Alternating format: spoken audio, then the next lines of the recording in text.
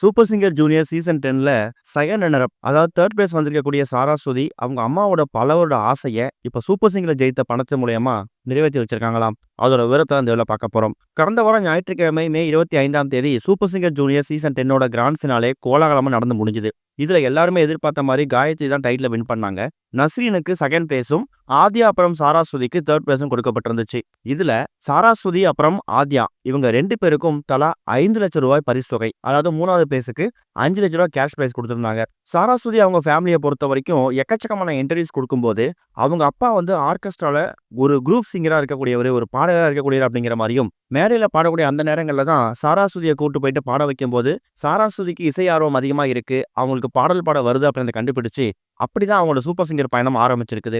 இன்னொரு பக்கம் அவங்க ஃபேமிலி அப்படிங்கிறது ஒரு வெல் செட்டில்டு ஃபேமிலி அப்படிலாம் கிடையாது. ஓரளவு ஒரு மிடில் கிளாஸ் ஃபேமிலி தான். பெருசா ஆடம்பரமான நகைகள், ஆடம்பரமான வாழ்க்கை அப்படிங்கிறதுலாம் அவங்க அனுபவிச்சதே கிடையாதாம். இருந்தாலும் அவங்க குடும்பத்தை அவங்க அப்பா ரொம்ப சூப்பரா பாத்துக்கிறாரு. இந்த மாதிரி சுச்சுவேஷன்ல மத்தவங்க அம்மா மாதிரியே தன்னோட அம்மாவும் கழுத்துல நிறைய நகை போட்டுக்கணும், கையில நகை போட்டுக்கணும் அப்படிங்கிற ஆசை சாராஸ்வதிக்கு இருக்குது.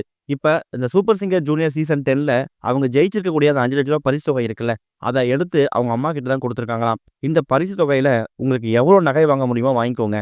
அது போக ஃபேமிலிக்கு சில விஷயங்கள் தேவைப்பட்டதுன்னா இது வரைக்கும் நம்ம வீட்டுல அத்தியாவசியமா என்ன பொருட்கள் வேணும், அது இல்லையோ அதை வாங்கிக்கலாம். மற்ற அம்மாக்கள் மாதிரியே நீங்களும் கழுத்துல கையில நகை போடணும் அப்படிங்கிற ஆசை எனக்கு இருக்கு. நான் மற்றவங்களை பார்த்து பொறாமப்படல, ஏக்கப்படல. எங்க அம்மாவுக்கும் அதை மாதிரி விஷயங்கள் போட்டிருந்தா நல்லா இருக்கும்னு ஆசைப்படுறேன், அவ்வளவுதான். கண்டிப்பா என்னைக்காவது ஒரு நாள் நம்ம அப்பா இதெல்லாம் நமக்கு வாங்கி கொடுப்பாங்க.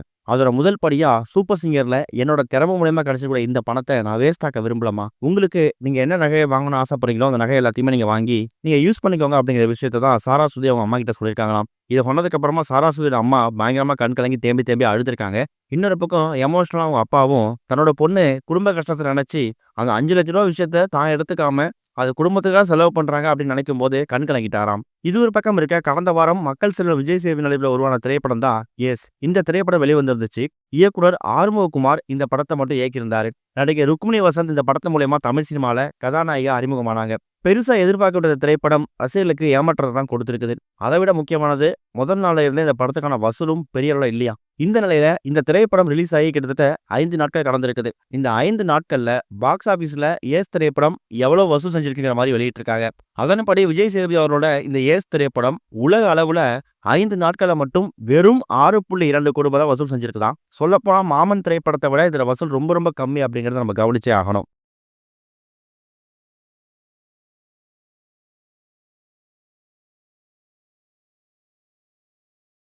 இதுவரைக்கும் கனெக்டிங் டிவிக்கு சப்ஸ்கிரைப் பண்ணனா மறக்காம சப்ஸ்கிரைப் பண்ணிக்கங்க. உடனடி அப்டேட்ஸ் பெறுவதற்கு நோட்டிஃபிகேஷன் பெல்லையும் கிளிக் பண்ணிக்கங்க.